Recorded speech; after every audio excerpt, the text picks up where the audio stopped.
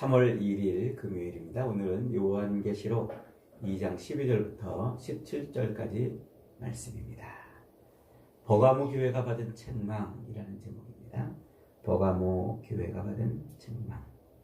어제까지 7교회 중에서 에베소 교회와 서머나 교회에 대한 이야기를 살펴봤습니다. 에베소 교회는 교리적으로도 아주 탄탄했어요. 그리고 행함도 있었지만 뭐를 잃어버렸다고요? 처음 사랑을 잃어버렸다 그랬어요. 처음 사랑이란 예수 그리스도께서 십자가에 매달려 우리를 위해서 대신 죽으시도록 하신 그 하나님의 그 모든 경륜, 섭리, 우리를 향한 그 사랑을 잃어버렸다는 거예요. 그 말은 곧 우리를 위해서 아들을 십자가에 매달아 죽이시기까지 그렇게 모든 역사를 펼쳐가신 하나님의 그 위대하신 측량할 수 없는 그 사랑을 까맣게 잊고 신앙생활을 어떻게 했다는 거예요? 그냥 교리적으로 습관에 따라 했다는 거예요. 이것을 경건의 모양은 있으나 경건의 능력은 상실한 모습이라 그런다고 했죠. 서머나 교회는 어떻다고 그랬습니까? 서머나 교회는 이 환난과 궁핍으로 인한 고통 속에서도 죽었다가 살아나신 이를 붙드는 그 믿음, 부활의 믿음이죠. 그 믿음을 끝까지 지켜냈다 그랬습니다. 오늘은 세 번째 버가모 교회입니다. 버가모라는 말은 성체 혹은 요새라는 이런 의미를 가지고 있는 말이기도 하면서 또 양피지, 옛날에 종이가 발명되기 전에는 양피지라는 그런 것에 글을 써가지고 책을 만들었어요. 그래서 그 양피지라는 말에서 페르가모소스라는 그 말에서 이렇게 따온 말이다, 이렇게 이제 알려져 있어요. 이게 왜 그렇게 알려져 있냐면, 요 버가모에는 옛날에 그 이집트 알렉산드리아에 아주 거대한 도서관이 있었거든요. 책을 막 모아둔, 양피지로 만든 그 책을 모아둔 그 도서관, 거기에 버금갈 만큼 많은 책을 소유한 도서관이 있는 곳으로 유명해요. 그래서 그 양피지라는 말에서 페르가모소스라는 이제 말이 와서, 그래서 도서관이 있는 동네, 도서관이 있는 도시, 이렇게 이제 부르기도 했던 곳이죠. 이 계시록에 쓰여질 요 당시에는 버가모는 로마가 이 아시아 지역을 통치하는 행정 수도를 두었던 곳이에요. 이탈리아 로마 그 본산에서 이 아시아 전체를 다스리고 통치하는 행정 수도를 삼았던 바로 그런 곳이 이제 버가모죠. 그러니까 로마의 총독들은 요 버가모에 거주하면서 황제의 명령을 전 아시아 전체 지역에 전달하는 그런 역할을 이곳에서 이제 수행을 한 겁니다. 그러니까 이제 정치의 중심지였던 거예요. 그리고 또 그 로마의 그 대법원이 요 버가모에 설치되어 있었어요. 그래서 아시아 각국에서 범죄를 저지른 사람들이 이제 이 버가모의 대법원까지 와가지고 여기서 이제 재판을 받아요. 마지막 재판을 받는 거예요. 그래서 이 엄격한 로마 법에 의한 재판을 받는 그런 곳이기도 했어요. 이 버가모가.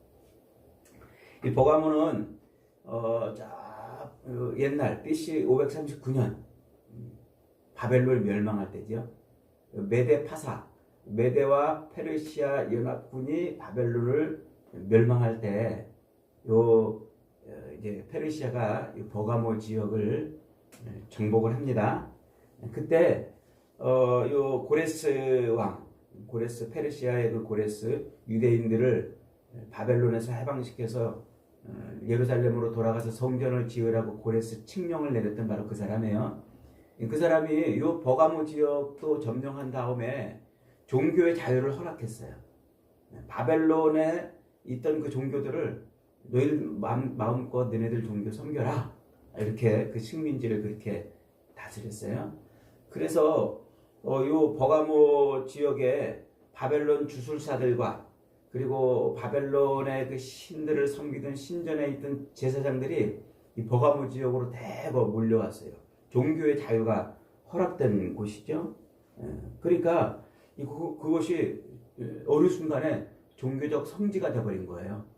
그래서 그 뒤로 이제 헬라의 그 알렉산더 대왕, 이 알렉산더 대왕이 그 지역을 이제 정복한 이후로 그 헬라의 모든 그리스의 모든 신화들에 등장하는 신전이 그곳에 세워져요. 대표적으로 이제 제우스 신전, 그리고 디오니소스 신전, 또 아르테미스 신전, 데메테르 신전, 그리고 아스켈피오스 신전, 이런 신전들이 이제 막 거기에 엄청난 규모의 신전들이 세워지기 시작합니다. 그리고 이제 그 헬라가 망하고 로마 시대로 넘어와서는 그 로마의 그 아우구스투스 황제와 그리고 트라이아누스 황제, 카라볼라 황제, 이런 황제를 섬기는 신전이 또 거기에 세워져요. 그러니까 가히 종교적 성지라 이렇게 이제 말할 수가 있죠. 각종 우상들은 다 거기서 다 집합해 있는 그런 곳이 됩니다. 특히 이제 의술의 신이라고 불리는 아스클레피오스라는 요 신을 섬기는 신전이 거기에 세워지는데, 그 아스클레피오스 신전은 아주 거대하게 지어져요. 그래서 이곳에서 이제 병을 치료하는 그런 병원도 같이 겸하고, 그 병을 치료하는 이제 의사들을 양산해내는 교육시키는 곳이죠. 의과대학 같은 그런 역할을 그 신전에서 합니다. 그래서 이제 우리가 이제 의학의 아버지 히포크라테스라는 사람 알잖아요. 그 의학의 아버지, 그 히포크라테스가 바로 이곳에서 일했다는 그런 기록이 있습니다. 그렇게 이제 그럴 정도로 그렇게 우상들을 섬기고 또 주술적으로 병들을 치료하는 이런 일들이 이곳에서 이제 벌어지고, 로마의 헌법재판 이 대법원이 이곳에 설치되어서 아주 그 칼날 같은 그런 법을 집행하는 그런 일들이 이제 벌어져서, 그러니까 이제 막 모든 신전들이 다 모이고 주술 행위가 막 일어나고, 또 로마 황제를 아주 이렇게 숭배하는 그런 강요가 극심하게 이제 일어나고 이런 곳. 그러면서 동시에 이제 로마 전역에, 이 아시아 전역에서 죄인들이 와가지고 거기서 재판을 받는 곳이었기 때문에, 예수님이 지금 이 버가모 지역을 뭐라고 지금 말하고 있냐면 13절에 보니까 내가 어디에 사는지를 내가 아노니 거기는 사탄의 권자가 있는 데라, 이렇게 지금 표현을 하고 있는 거예요. 사탄의 권자가 있는 데라. 그러니까 그곳에서 신앙생활 한다는 것은 참 쉽지 않은 일이에요. 대단히 어려운 것이죠. 그런 곳에서 지금 버가모 교인들은 어떻게 했다고요? 믿음을, 순교를 목격하면서도 믿음을 지켰다는 거예요. 순교를 목격하면서. 그들 중에는 죽임을 당하면서도 믿음을 저버리지 않은 안디바라는 순교자가 나왔다고 그랬어요. 이 안디바는 성경에 딱 여기 한 번만 등장하는데, 그리고 이제 역사적으로도 이 버가모 교회에서 순교한 사람들의 그 명단에도 이 안디바라는 명단은 이름은 없어요. 그러니까 이제 아마 다른 지역에서 이렇게 붙들려 와가지고 여기서 재판을 받고 처형을 당한, 순교를 당한 그런 기독교인일 거라고 이제 추측은 그렇게 합니다. 근데 중요한 것은 지금 이 안디바를 누가 기억하고 있다는 거예요? 예수님이 기억하고 있다는 거예요. 세상 역사도 기억하지 못하고, 이 버가모 교회 교인들조차도 기억해주지 않는 그 이름을 지금 누가 기억해주고 있는 거예요? 예수님이 기억해주고 있는 거예요. 그래서 편지에, 이 교회에 보내는 편지에 지금 이름을 직접 적어 넣게 하신 것이죠. 오늘 본문은 이렇게 시작합니다. 12절에 버가모 교회의 사자에게 편지하라. 좌우에 날선 검을 가지신 이가 이르시되, 여기서 이제 좌우의 날선검 할 때 이 검은 롬파이어라고 하는 검인데 아주 긴 사람 키만큼 긴 검을 말합니다. 전쟁에 이 검을 들고 나가서 이제 전쟁을 수행하는데 굉장히 상징적인 전쟁을 의미하는 그런 검이기도 해요. 그러면서 동시에 이제 심판의 상징, 또 권위의 상징이기도 했어요. 그리고 당시에 이 버가모에는 로마의 총독들이 와가지고 그 사람들의 생사여탈권을 쥐고서 그렇게 심판을 했잖아요. 대법원에서 이제 심판을 하는데 그런 막강한 권세와 그리고 심판권을 쥐고 있는 그런 모습을 요 검에 비유하고 있는 거예요. 그래서 이 총독들, 그 버가모에 와 있는 로마의 총독들을 검의 법 이렇게 부를 정도로 아주 이 검은 그런 의미를 담고 있는 거예요. 그러니까 이제 이 버가모 교인들은 그 로마의 그런 권세 앞에 지금 벌벌 떨고 있는 거죠. 이미 순교자가 나왔을 정도로 로마에 의해서 굉장한 핍박을 지금 받고 있는 상황인 겁니다. 그런데 지금 예수님께서 그런 버가모 교회를 향해서 뭐라고 말하고 있습니까? 좌우에 날선검을 가지신 이 그가 누구라는 말이에요? 그가 예수님이라는 말이죠. 그러니까 예수님이 지금 버가모 교인들에게 내가 좌우에 날선검을 가지고 있다. 즉 예수님이 심판의 권세를 가지고 있고 예수님이 지금 진정한 권세를 가지고 있다는 거죠. 좌우의 날선검은 말할 것도 없이 하나님의 말씀이죠. 그러니까 이 하나님의 말씀이 좌우에 날이 서 있다는 것은 미치지 않는 어느 곳에도 미치지 않는 곳이 없다. 그 말씀이 모든 곳을 다 미치고 있다.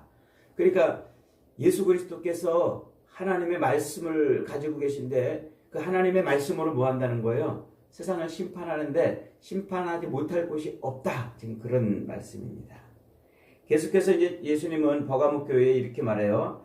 충성된 증인 안디바가 사탄이 사는 곳에서 죽임을 당할 때에도 나를 믿는 믿음을 저버리지 않았다고 버가모 교인들을 칭찬을 해주는 거예요. 그러면서 이제 13절 다시 한번 읽어봅니다. 내가 어디 사는지를 내가 아노니 거기는 사탄의 권자가 있는 데라. 네가 내 이름을 굳게 잡아서 내 충성된 증인 안디바가 너희 가운데서 곧 사탄이 사는 곳에서 죽임을 당할 때에도 나를 믿는 믿음을 저버리지 아니하였도다. 그래요. 요 안디바를 지금 뭐라고 표현하냐면 충성된 증인이라고 지금 표현해요. 그런데 이 충성된 증인이라는 말은 앞에 1장 요한계시록 1장 5절을 한번 보세요. 그 5절에서 누구를 수식할 때 쓰는 용어였어요? 예수님을 수식할 때 쓰는 용어였어요. 이 충성된 증인. 예수님을 수식할 때 쓰던 그 충성된 증인이라는 그 말을 지금 누구에게 붙여주고 있냐면 안디바에게 붙여주고 있다는 말이죠. 그러니까 안디바가 어떻다는 거예요? 예수님처럼 아주 충성된 삶을 살았다는 거예요. 충성된.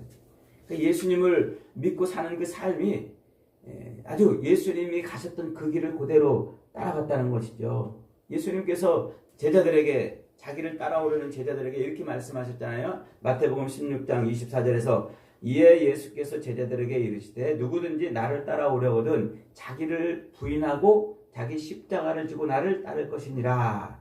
누구든지 제 목숨을 구원하고자 하면 잃을 것이요 누구든지 나를 위하여 제 목숨을 잃으면 찾으리라. 이 안디바가 그랬다는 거예요. 그러니까 주님을 따르는 그 삶이 정말 자기를 부인하고 죽기를 각오하고 그렇게 살았다는 것이죠. 여러분 믿음 생활이 뭡니까? 주님을 따른다는 것이 뭐예요? 자기를 부인하고 죽기를 각오하고 그렇게 따르는 것이 믿음 생활이고 그 주님을 따르는 것 아닙니까? 오늘날 한국교회의 비극이 뭡니까? 예수를 믿으면 삶이 부유해지고 예수를 믿으면 유명해지고 화려해지고 승승장구하고 형통해진다고 여기고 있는 거예요. 그래서 예수를 믿으면 축복을 받아서 이 땅에서 번영의 삶을 누려야 된다고 생각을 한다는 것이죠. 이 목사들마저도 예수님을 따라가면 축복을 받아서 교회가 커지고 자신도 유명해져야 된다고 그렇게 생각을 하는 거예요. 이 예수님을 따르는 것은 자기를 키우는 게 아니라 자기를 뭐 하는 거예요? 부인하는 거라고 지금 주님은 말씀하고 있잖아요. 예수님 분명 자기를 따라오려고 자기를 부인하고 자기 십자가를 지고 따를 것이라고 말씀하셨지만은 안타깝게도 오늘날 많은 성도들이 신앙생활을 하고 주님을 따른다고 말하면서도 자기를 부인하는 것이 아니라 오히려 자기 성취의 길을 가고 있다는 거예요. 왜 그럴까요? 그 이유가 지금 버가목 교회가 빠져있는 함정에 빠져있기 때문에 그래요. 14절 한번 같이 읽습니다. 시작. 그러나 네게 두어 가지 책망할 것이 있나니 거기 네게 발람의 교훈을 지키는 자들이 있도다. 발람이 발락을 가르쳐 이스라엘 자손 앞에 걸림돌을 놓아 우상의 제물을 먹게 하였고 또 행음하게 하였느니라. 이와 같이 네게도 니골라당의 교훈을 지키는 자들이 있도다. 그러니까 예수를 믿고 예수를 따른다고 말하면서도 자기를 부인하고 가는 것이 아니라 자기를 성취하는 삶을 살려고 하는 사람들이 있었다는 거예요. 그걸 지금 뭐라고 표현하냐면 예수님은 발람의 교훈을 따르는 자들, 니골라당의 교훈을 따르는 자들이라고 표현하고 있는 거예요. 이 발람의 사건은 이래요. 옛날 이스라엘 백성들이 이 가나안 땅을 향해 광야에서 가나안 땅을 향해 갈 때 그 이방 민족들이 막 찝쩍거리고 이스라엘을 막 탈취하고 그러잖아요.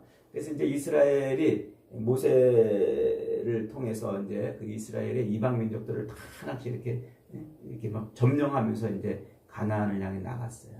그런데 이 모압이라는 나라가 이제 이스라엘 앞에 딱 등장합니다.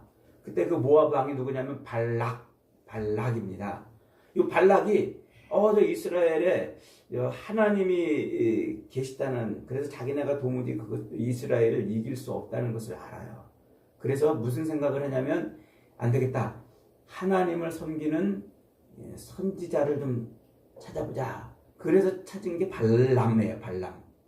이 발람은 이방인인데도 하나님의 선지자였어요.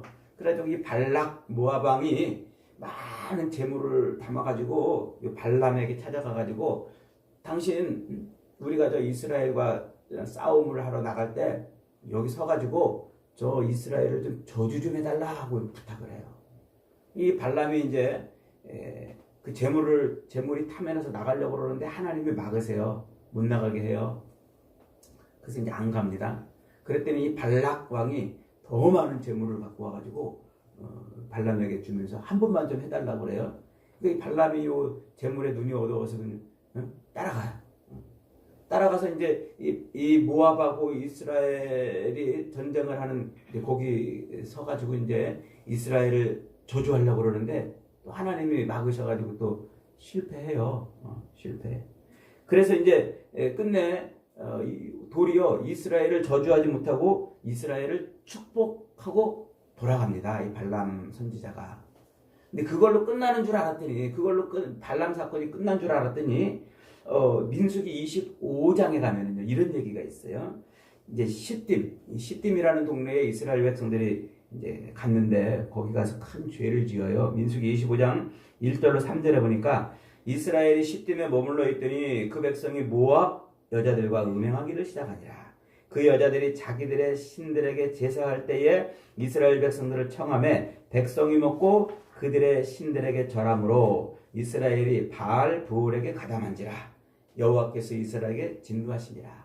이 모압의 여자들이 이스라엘 백성들이 그 시딤에 있을 때 그 근처에 있던 모압의 그 여자들, 이 여자들은 누구냐면 모압 신전에서 일하는 이제 여자 사제들이에요.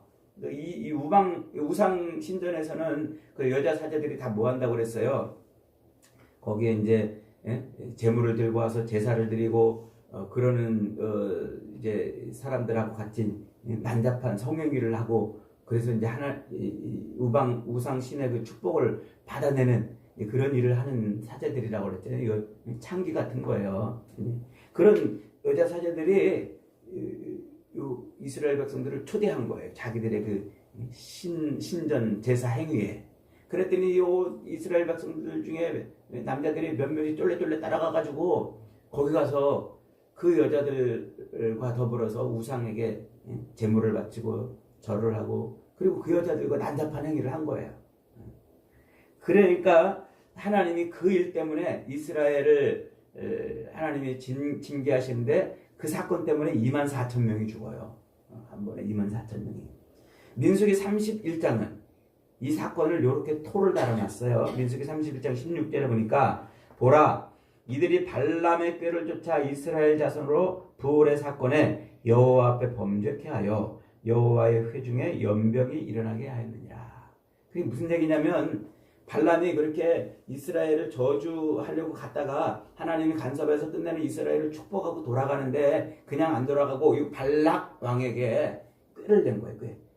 내가 이렇게 축복을 못하니까 저들이 멸망하게 하려면은 너희들 신전에서 제사 드리는 그 제사에 그들을 초대해가지고 그런 난잡한 일들을 함께 하게 하면 그러면 하나님이 그들에게 진노해서 그들을 멸망시킬 거다. 이렇게 조언을 해주고 간 거예요. 발람이. 그러니까 재물에 눈이 어두웠던 이 발람이 그렇게 아주 꾀를 내가지고 이스라엘을 이제 우상에 빠지게 한 음탕한 일에 빠지게 한 그런 일을 하는 이야기한 그게 발람의 이야기예요. 구약 성경에 나와 있는 발람의 얘기. 지금 이 버가목 교회에 누가 있다는 거예요? 그런 자들이 있다는 거예요. 그런 자들이 하나님을 섬긴다라고 말하면서 우상 신전에 가서 그 여사제들과 음탕한 일을 하고 우상을 섬기는 그런 일을 하고 있다는 거예요.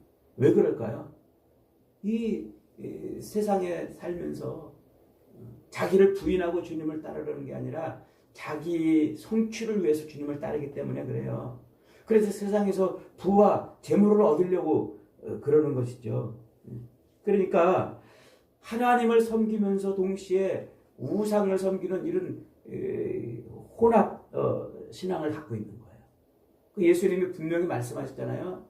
하나님과 재물을 겸하여 섬길 수 없다고 말씀했는데도 불구하고 그들은 하나님을 섬기면서도 재물을 또 섬기며 그런 신앙을 지금 갖고 있는 거예요.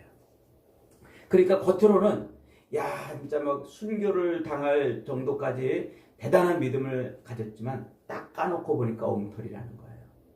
하나님과 우상을 겸하여 섬기고 있는 거죠. 그런 우상을 섬기고 행음하는 그런 것, 그게 여러분 우리가 이제 순교를 당한다 그러면 대단히 엄청난 것 같고 또 우상을 섬긴다 그러면 엄청난 끔찍한 짓을 저지르는 것 같은데 아니에요. 하나님도 섬기면서 세상에 발을 걸쳐놓고 세상을 또 추구하며 사는 그것을 우상을 섬긴다고 말해요.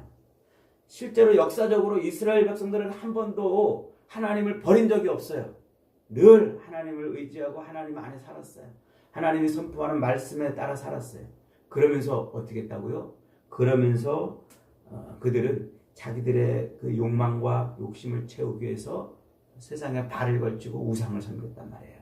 성경은 그것을 뭐라고 말한다고요? 이스라엘이 하나님을 버렸다 이렇게 표현해요. 이스라엘이 행음하였다 이렇게 표현한단 말이에요. 그러니까 그게 우상 숭배고 그게 간음한 일이고 영적인 간음이고 그게 행음이라 하는 거죠. 그러니까 지금 이 버가목 교회 안에 예수 그리스도를 믿는 믿음을 가지고 있으면서도 세상에서 잘 먹고 잘 살고 형통하기 위해서 세상에 발을 걸치고 우상 신전에 들락거리는 그런 교인들이 있다는 거예요. 그런 교인들. 그래서 그런 신앙, 혼합 신앙을 갖고 있는 하나님과 재물을 겸하여 섬길 수 있다고 그렇게 주장하는 그 성도들을 향해서 지금 예수님이 뭐라고 말씀합니까? 16절에 그러므로 회개하라. 그리하지 아니하면 내가 네게 속히 가서 내 입의 검으로 그들과 싸우리라 그랬어요. 누구와 싸운다고요? 예수님이 버가목 교인들을 향해서 싸우는 거예요. 버가목. 그래서 이 하나님의 말씀으로 그들을 판단하시겠다 지금 말씀하고 있는 거예요. 여러분 오늘날 한국교회 안에도 이 발람의 교훈이 가득합니다. 선지자 발람이 돈 때문에 이스라엘 백성들을 팔아먹은 것처럼 자기의 입신 양명이나 자기의 명예를 위해서 교인들의 등을 치는 목사들이 얼마나 많습니까? 그들의 교인들의 등을 치기 위해서 그들의 입으로 성도들에게 퍼부어주는 그 복, 거기에 얼마나 많은 사람들이 또 속아가 넘어가고 있습니까? 이것이 발람의 교훈이에요. 그들은 또한 니골라당의 교훈을 지켰다고 말합니다. 이 니골라당이라는 말, 니골라이톤이라는 말은 정복하다 라는 니카라는 말과 백성이라는 뜻을 가진 라오스라는 말의 합성어예요. 그래서 백성을 정복하다 혹은 백성을 삼킨다 이런 뜻을 가지고 있어요. 이게 히브리어로 발람, 그 발람이라는 말과 똑같아요. 그러니까 구약 성경에서 이스라엘 백성들이 그 발람의 교훈을 지켰듯이 신약 성경에 넘어오면 이 버가목 교인들이 역시 발람의 교훈인 니골라당의 교훈을 따라 섬기고 있는 거예요.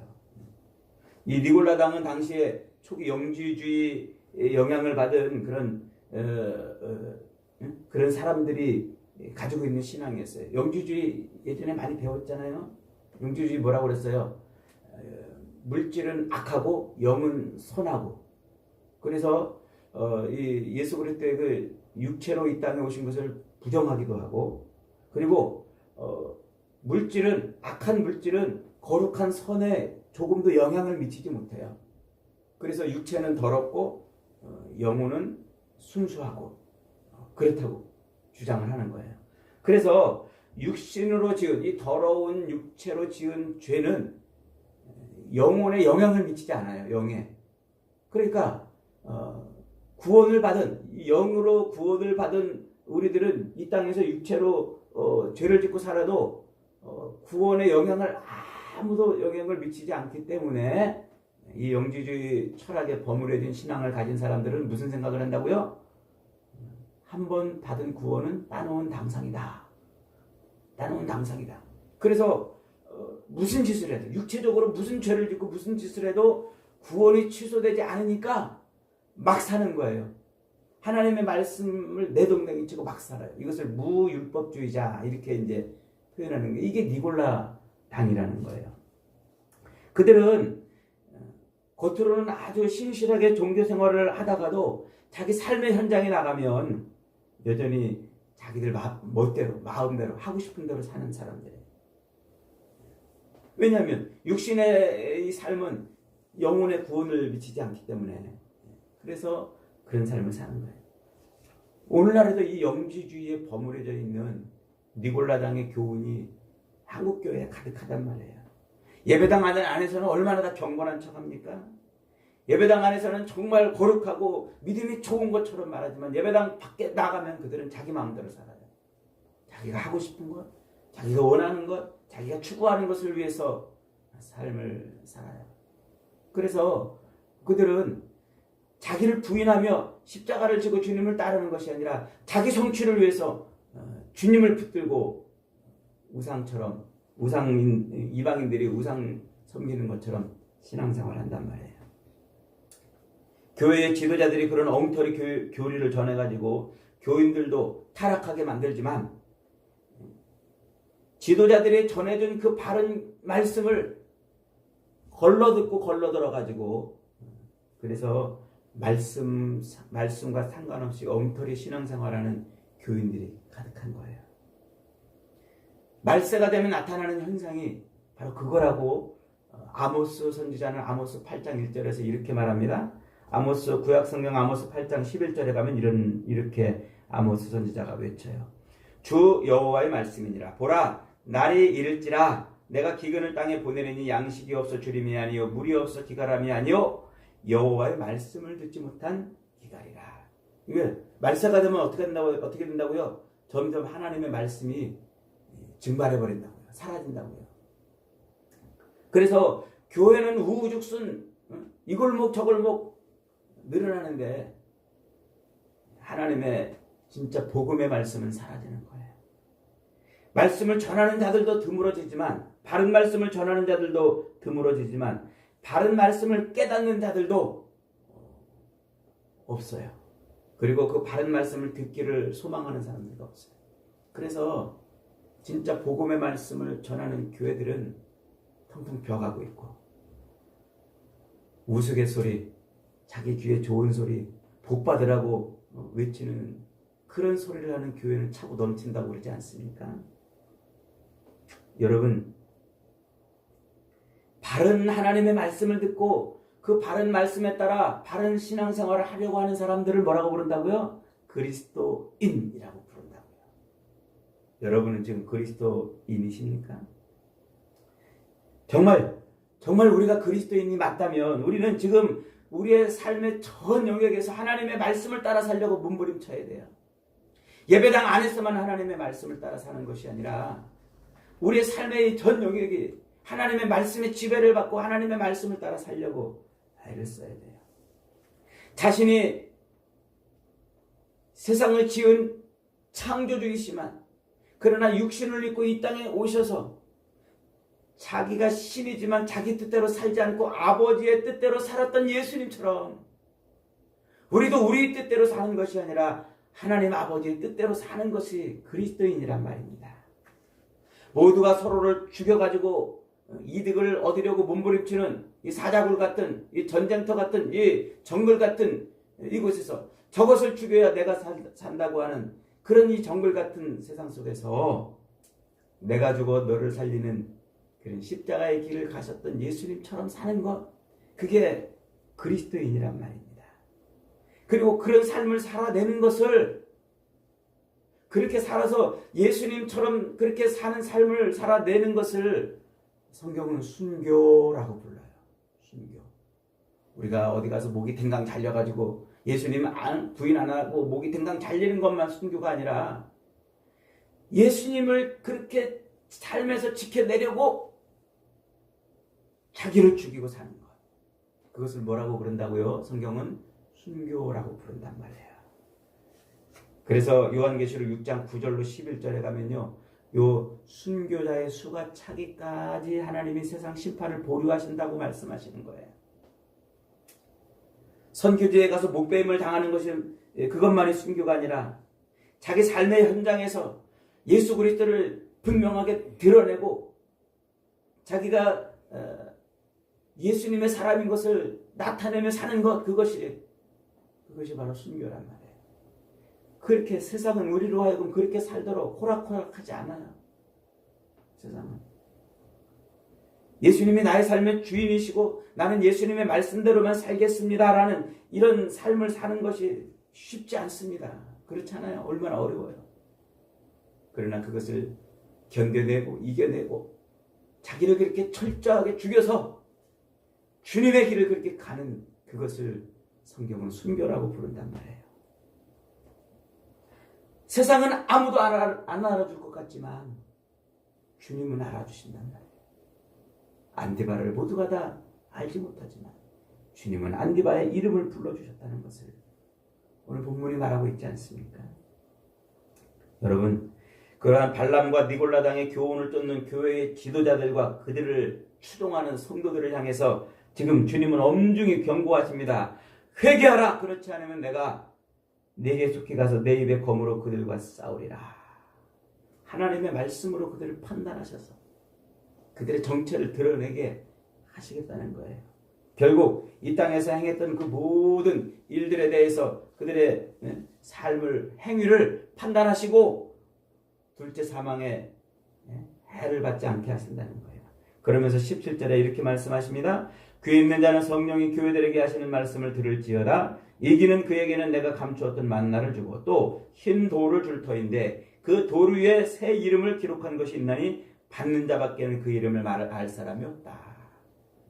뭘 주신다고요? 만나를 주신다. 만나는 우리 요한복음 공부할 때 배웠죠. 누구를 의미해요? 예수님이 생명의 떡이신 예수님을 의미하잖아요.